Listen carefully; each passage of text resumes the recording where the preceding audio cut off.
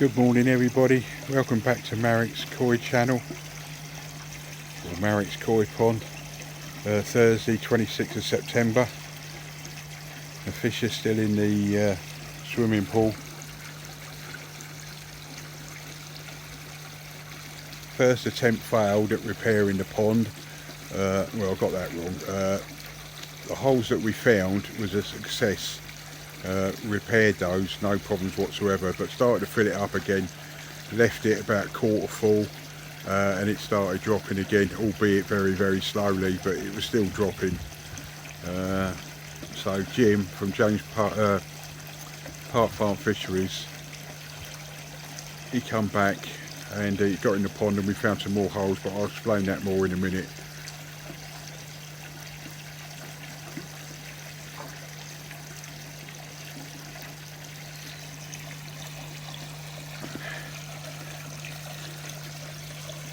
I suppose there's one advantage of having this swimming pool up and running, is you can view your koi at close quarters instead of a 5 foot deep pond.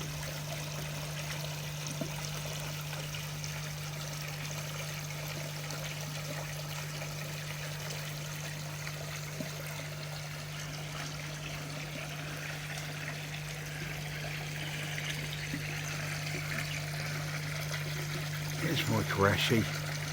Gorgeous fish that is.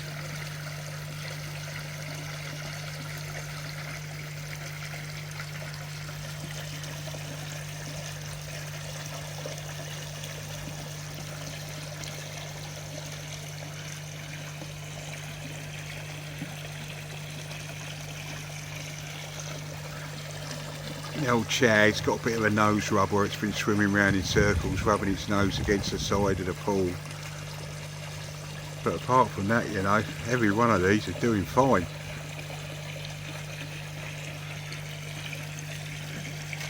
And I think I mentioned it in the last video, but I tell you what, I'm amazed by this filter, this Sawazi filter. I really am.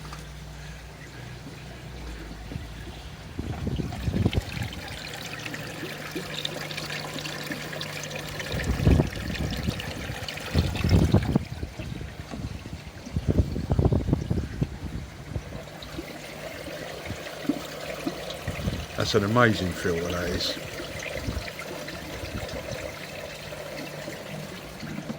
And it's got a UV on the side of it.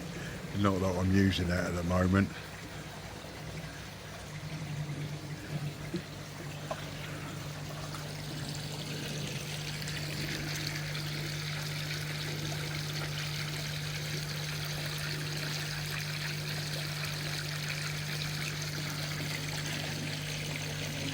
Green tench, look. Don't see that very often in that pond. Now and again it come up and take some pellets, but well, tench, they live on the bottom, so you hardly ever see it, even though I've got clear water. That's a few years old, that fish. That's got to be 20, 25 years old.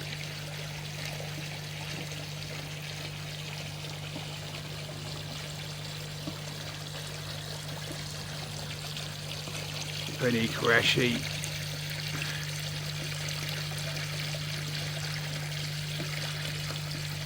Water's just turning green, it's just getting sort of, just maturing up nicely now.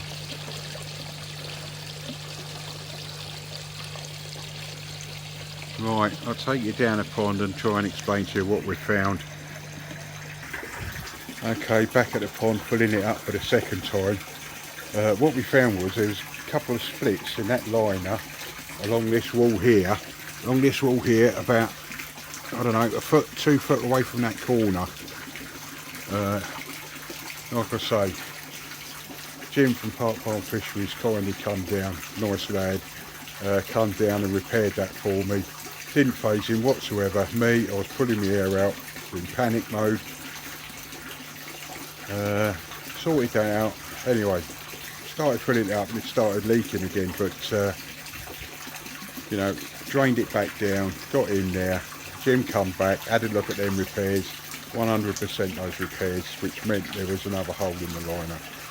So anyway, we've gone all round this liner again, or rather Jim did, went all the way round it, couldn't find a thing.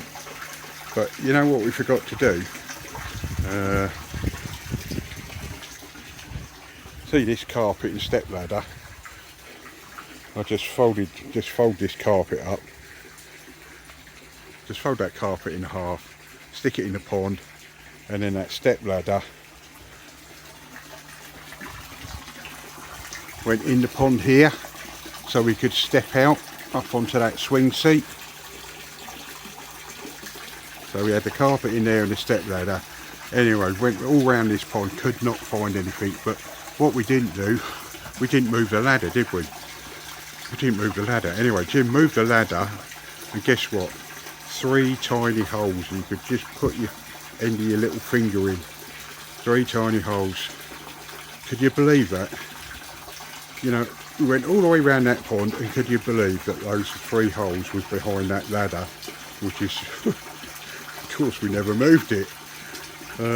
Anyway, we found it, and Jim, he's resealed that, you know. Done a bloody brilliant job. Anyway, I've got a theory about this, you know. It was me cussing this liner, me cussing the way I fitted it, but I think we might have found the cause. I mean, obviously, this in the summer, this was heated to 24 degrees all summer season, and I was sitting in my armchair in the living room. I'm just going to pause this a minute because we've got an aeroplane flying over. What was I saying? Yeah, I was sitting in my armchair, and I saw a rat run across the patio and down these steps. Anyway, yeah, I mean, I have seen rats scurrying about here before, you know. I mean, everybody's got rats. But anyway, I thought I'm going to come out and see where that rat's gone, because it sort of disappeared here and it sort of disappeared down here, down there. Anyway, I come out and walked down these steps. Couldn't find the rat. The rat wasn't here.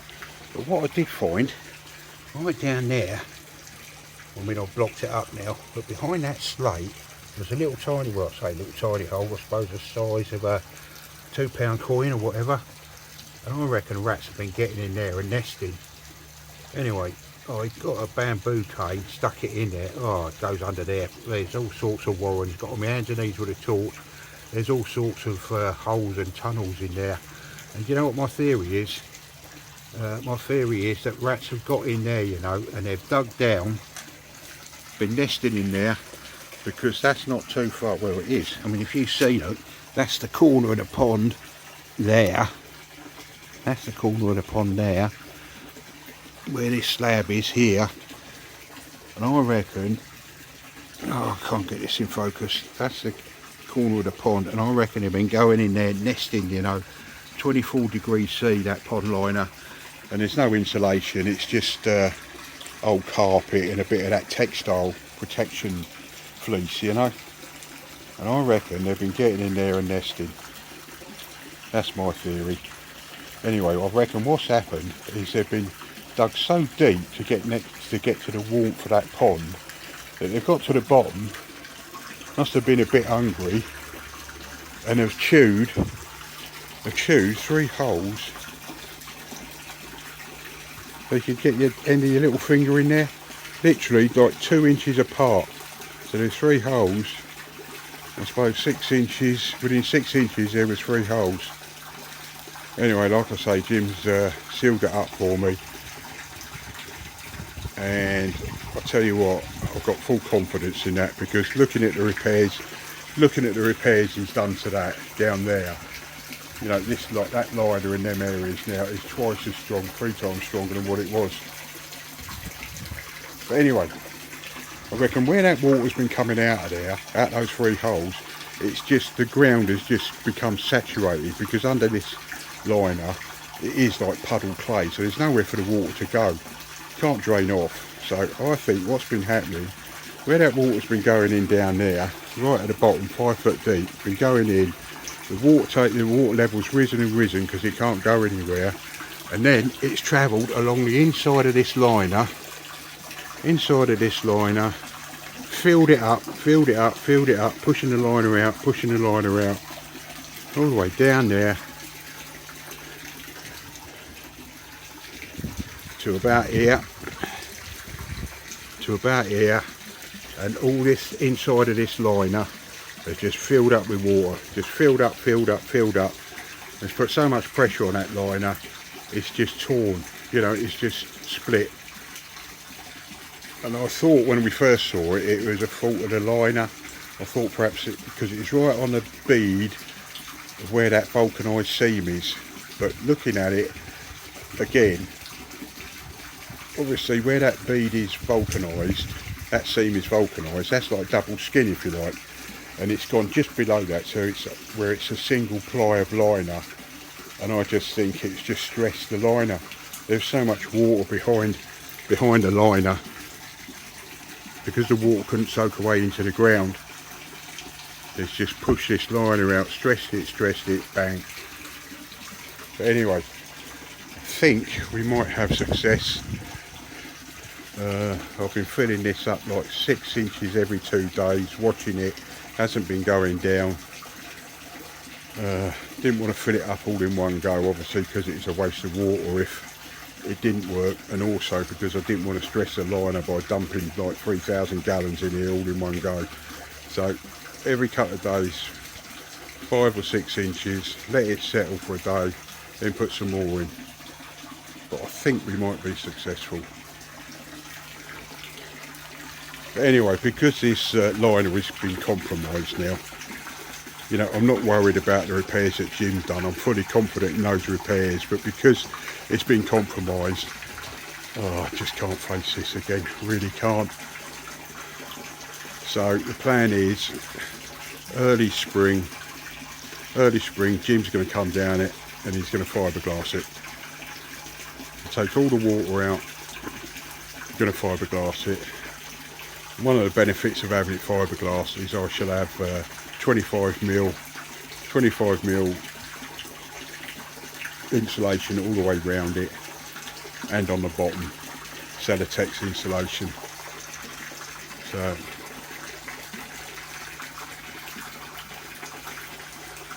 I think that's the answer, and that'll see me out, that will. If I get this fiberglass, that will see me out. It's just that I feel, you know, I'll be thinking about this every day now, thinking, oh no, they got in there again, them rats.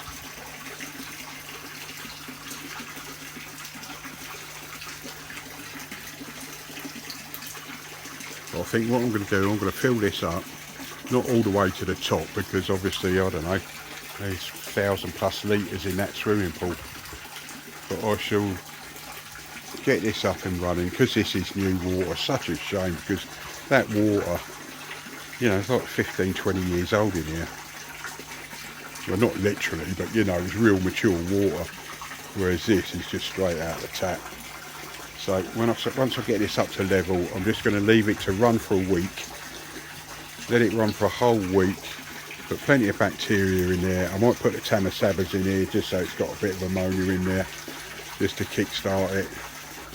I'm going to run it for a week, and then I think what the idea is then is perhaps, I don't know, I'll see what mood I'm in. But these seem quite happy now. When I first put them in here, they was all congregating underneath that return from that filter. But they're all spaced out here now. And they all seem pretty healthy, apart from this chag swimming towards us now. Got a bit of a nose rub. I think that'll heal up.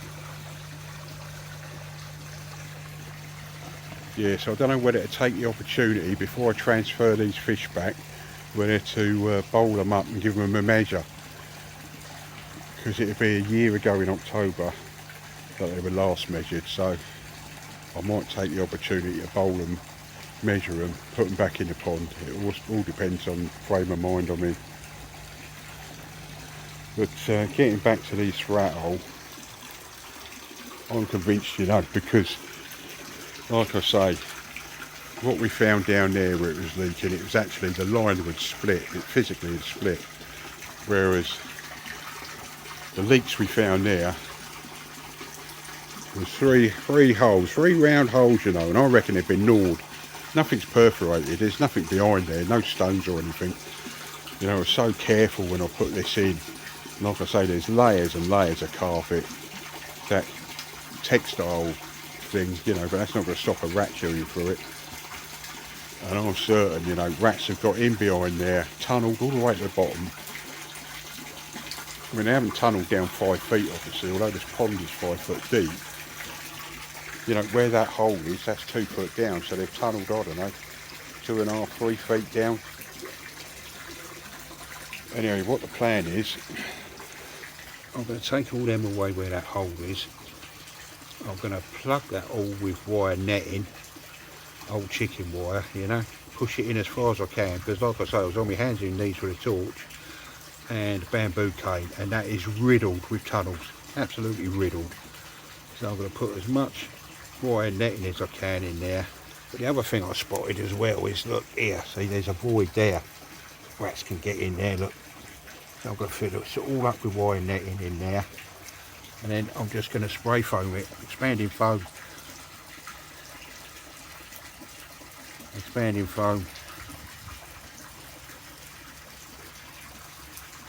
and I've got an electronic rat trap coming, so it zaps them, because we have got a few rats, I've seen them scurrying about, you know, seen baby ones and big ones.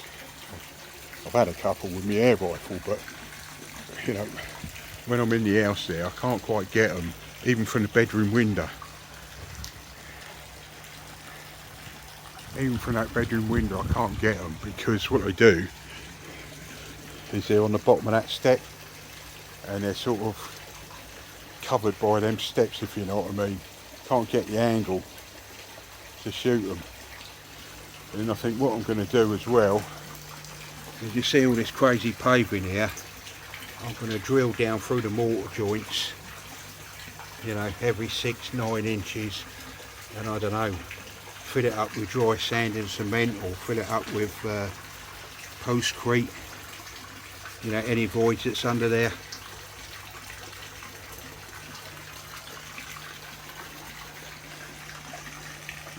But anyway, that's the plan. Hopefully this will get me through winter without any problems, because I honestly can't, I really don't want these fish in here all winter.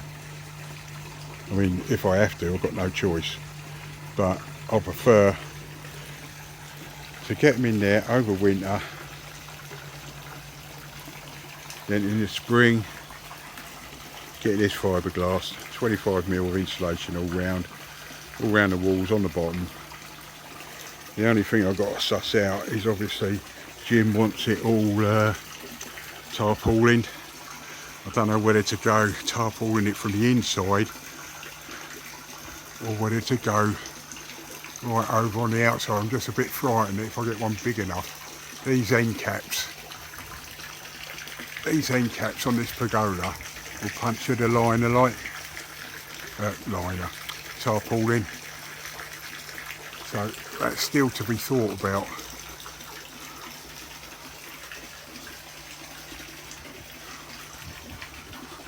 Oh, I have to pick my grapes first. Got bunches everywhere.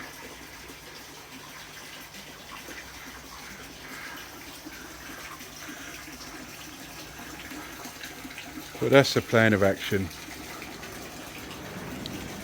Well, thanks for watching, everybody. If you found it interesting, please like and subscribe, and hopefully I'll catch you on the next one. Thank you, bye.